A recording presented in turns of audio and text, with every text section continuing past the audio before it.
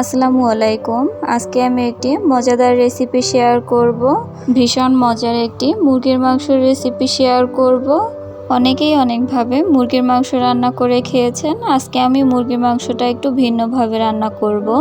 এর জন্য আমি একটি সোনালী মুরগি নিয়েছি। দেখুন, মুরগির মাংসটা খুব বেশি বড়ও করিনি, আবার একেবারে ছোটও করিনি। মুরগির রানটা আমি একটু কেটে দিয়েছি, খুব বেশি কাটিনি, হালকা একটু কেটে নিয়েছি। দেখুন, মুরগির মাংসটা ধুয়ে ভালোভাবে পরিষ্কার করে নিয়েছি। এবার আমি মাংসটা একটু ম্যারিনেট করব, সেজন্য গুঁড়া মশলাগুলো দিয়ে দিব। সবার প্রথমে দিয়ে দিব স্বাদ মতো লবণ, 1 চামচ মরিচের গুঁড়ো, 1 চামচ হলুদ গুঁড়ো, দিয়ে দিব হাফ চামচ আদা বাটা, হাফ চামচ রসুন বাটা, 2 চামচ পেঁয়াজ বাটা, 1 চামচ জিরার গুঁড়ো, হাফ কাপ টক দই। সবশেষে দিয়ে দিব অল্প পরিমাণের সয়াবিন তেল। সবগুলো উপকরণ দেওয়া হয়ে গেলে আমি মশলাটা খুব সুন্দরভাবে মাংসের সাথে মিশিয়ে নিব।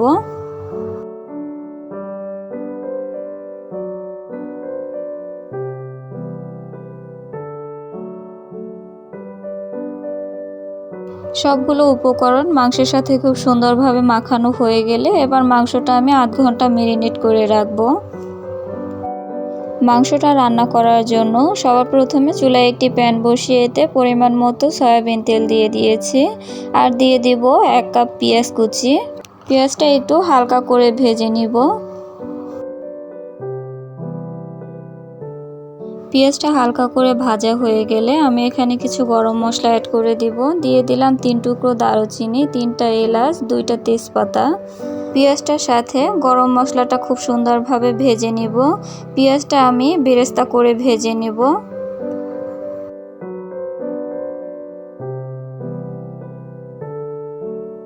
পেঁয়াজটা ভালোভাবে ভাজা হয়ে গেলে এবার আমি এখান থেকে কিছু পেঁয়াজ উঠিয়ে রাখবো।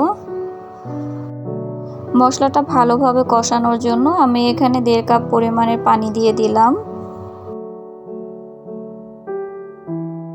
এবার আমি সব মশলাগুলো দিয়ে দিব। দিয়ে দিলাম 1 চামচ আদা বাটা, হাফ কাপ পেঁয়াজ বাটা, 1 চামচ রসুন বাটা, 1 চামচ হলুদ গুঁড়ো, 1.5 চামচ মরিচের গুঁড়া, স্বাদ মতো লবণ।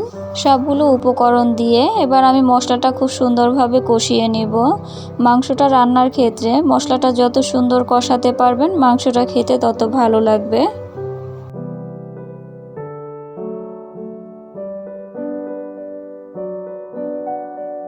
মশলাটা খুব সুন্দরভাবে কষানো হয়ে গেলে এবার আমি ম্যারিনেট করা মাংসটা দিয়ে দিব। মশলাটার সাথে মাংসটা আমি খুব ভালোভাবে কষিয়ে নেব। মশলাটার সাথে মাংসটা আমি 3-4 বার কষিয়ে নেব।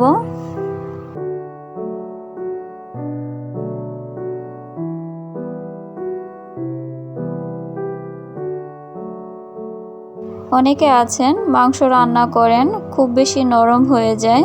মশলা কষানোর সময় মাংস কখনো ঢেকে দিবেন না, তাহলে মাংসটা খুব বেশি নরম হয়ে যাবে। কেউ চাইলে এই রেসিপিটা ব্রয়লার মুরগি দিয়েও বানাতে পারেন, কিন্তু ব্রয়লার মুরগি বা সোনালী মুরগি যেটা দিয়েই বানান না কেন মাংসটা কষানোর সময় কখনো ঢাকনা দিয়ে কষাবেন না, তাহলে মাংসটা খুব বেশি নরম হয়ে যাবে। আমি মাংসটায় আলু ব্যবহার করব। আমি এখানে একটি বড় সাইজের আলু দিয়ে দিলাম।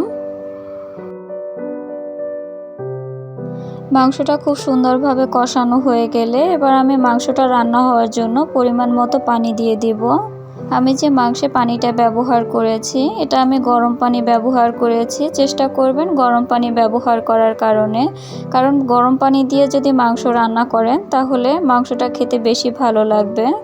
এবার আমি একটি ঢাকনা দিয়ে মাংসটা 15 মিনিট রান্না করে নিব। মাংসটা কিছুক্ষণ সময় রান্না করা হয়ে গেলে এবার আমি ঢাকনাটা উঠিয়ে পেঁয়াজের বেরেস্তাটা দিয়ে দিব। এখানে পেঁয়াজের বেরেস্তাটা ব্যবহার করার কারণে মাংসটা একটু খেতে বেশি ভালো লাগবে। দেখুন, মাংসটা খুব সুন্দরভাবে রান্না করা হয়ে গিয়েছে। এবার আমি সব শেষে দিয়ে দিব 1 চামচ জিরার গুঁড়ো।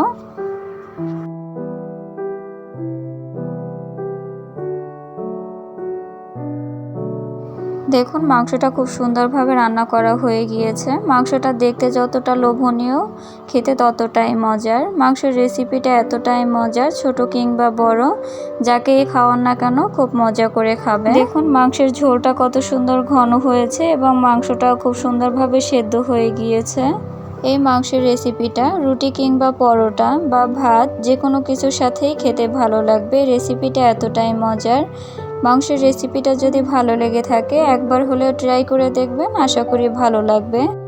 চ্যানেলের রান্নার রেসিপিগুলো যদি ভালো লেগে থাকে তাহলে লাইক, কমেন্টস এবং সাবস্ক্রাইব করে পাশে থাকবেন। ধন্যবাদ সবাইকে।